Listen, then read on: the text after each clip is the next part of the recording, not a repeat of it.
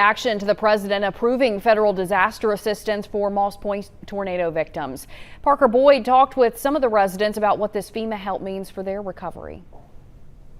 Jennifer, the people I spoke with told me it shouldn't have taken this long to get federal help, but they say the ability for them to now apply for individual assistance is a step in the right direction.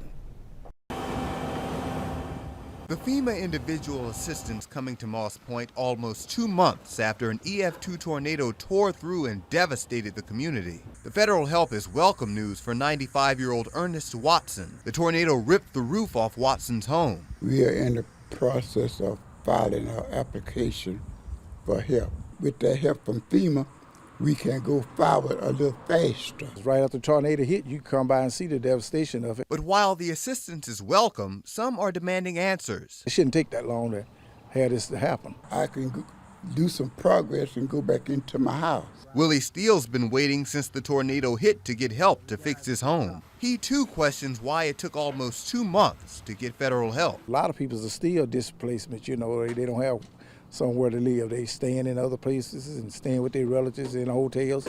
It shouldn't take that long when you have a disaster. The assistance from FEMA includes grants to help people make repairs to their homes. As the city removes debris from the streets, Steele and Watson hope it won't be long before Moss Point gets back to normal.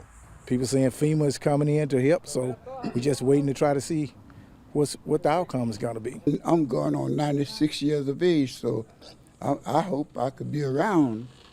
Yes, I take one day at a time.